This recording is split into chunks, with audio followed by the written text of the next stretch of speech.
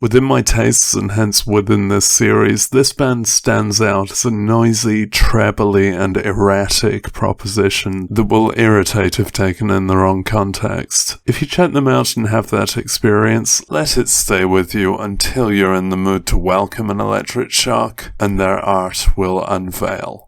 I've got this compilation of their early singles. You don't really need to bother. This doesn't yet have the great, unique parts of the Blood Brothers. It's interesting as a historical document. Maybe if you get into everything else, then check out the early singles. Adultery is fun. I think the same that I just described this with still applies a bit here, but to a lesser extent, because it's later, because it's a more formed idea of the Blood Brothers. However, they've still not yet settled into their abstract lexicon of bird skeletons, and without their unique approach to language, they're not so set apart from other similar-sounding bands. I could go and list some similar-sounding bands, but they're all more obscure than the Blood Brothers, so, there's no point giving any comparisons. Without their unique lexicon, they're closer to the more misogynist trappings of the genre at the time, taking a kind of body horror delight in the torture of women without bird skeletons to distract us from it. I think it's when the Blood Brothers reached their own abstract world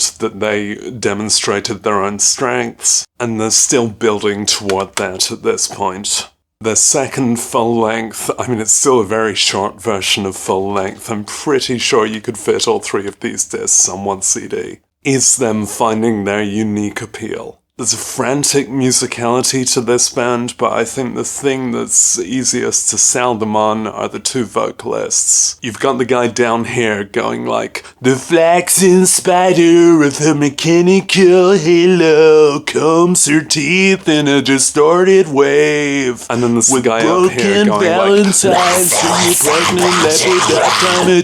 That's a brilliant combination, and it starts to shine through in this one. This is one of those albums where they end it with the sound of them trying to write a song on piano, and I think they're not yet ready for piano. It's alright, just doesn't stand up to the rest. But the inclusion of keyboard instruments foreshadows their other key strength. A key, which you can hear on this appropriately battle-damaged copy of Burn Piano Island Burn. This is how I was introduced to the Blood Brothers, with a friend sending me an MP3 of Cecilia back in the MP3s over MSN Messenger days. So it ended up in my array of one-off tracks, not in a folder when I don't have albums by that artist. Among those tracks, it really explodes. It's a particular paragon of their work. It was the screamiest thing I could fathom, which maybe shows the limits of my horizons at the time. There are much screamier things than that, but they're nowhere near as good. And yet that track is basically a power ballad compared to the absolutely frenetic material on here. This is the brothers at full force, pumping out an absolute masterpiece. It's really fucking harsh and relentless, and it's them at their best. Then 2004, the year of the Political album. This is a deeply worthy follow-up, and I'm only going to put it below Piano Island because it's less singular and less absolutely essential. The sound is a bit more sparse, a bit closer to guitar indie. And when I say political, that involves decoding their very abstract approach to lyricism, but it still means they've got something more urgent to say. This is a sharpened pencil. Maybe in some ways this is the pop album. There's definitely more that's catchy about it, and I resist seeing that as a bad thing. That's a good direction to go for them.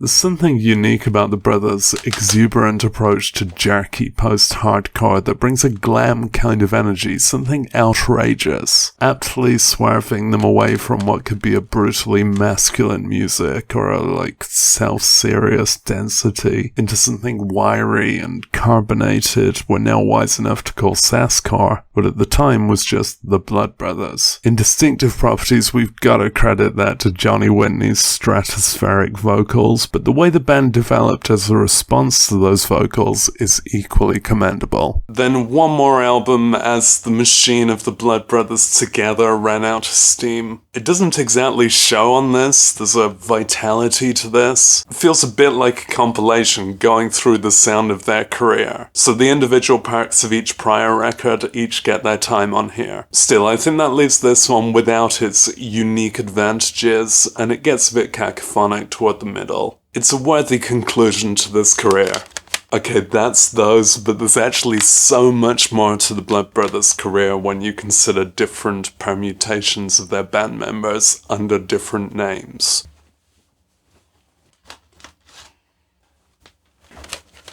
It's gonna take me ages to find all of these in an alphabetized CD collection, so let's look at them separately. Pre-Brothers stuff, The Vogue. This stuff is a really good example of artsy groove punk. We're catching Johnny before he found his voice, but it has a good bounce to it. It's far closer to regular indie, which here provides a fresh contrast and indulgence. It's less harsh than the Brothers, and a great start to this section. Soiled Doves brings us closer to the voice and has a better name, but the material's just not as sharp. It's all the sound of these guys, but doesn't have much for songs. Side project. Neon Blonde contains two of the Sanguine siblings. It's more mellow, exploratory, and key-driven. It's worth your time.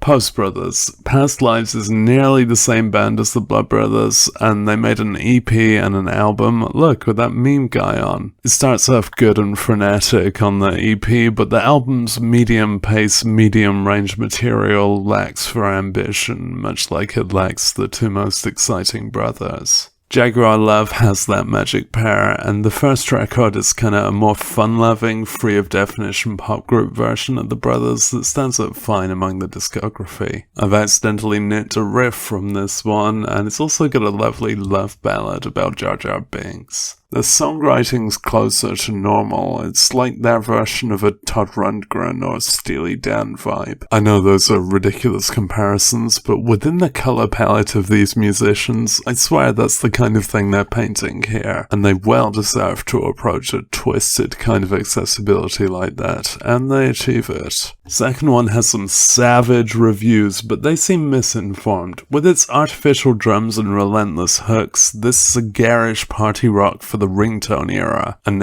FL Studio kind of rock to compete with MSI or Andrew WK or something with initials. Instead of being Blood Brothers with some parts removed, it's a distinct discipline. It's successful in patches, but can be shallow and goofy. It's difficult to place this one because of its different intent, but I think you can take it as a guilty pleasure because it was meant that way. I don't get what the Blood Brothers were going for with their musical. Headwind City is a kind of supergroup, and it is super stuff. This really stands up. A tiny introductory EP is impaired only by its brevity, and the album hasn't had a CD release, but is the best side project work. Okay, I think that covers it. I'm hard refreshing their Wikipedia page to check there's not any more projects underway. If I've missed anything, then at least I got close.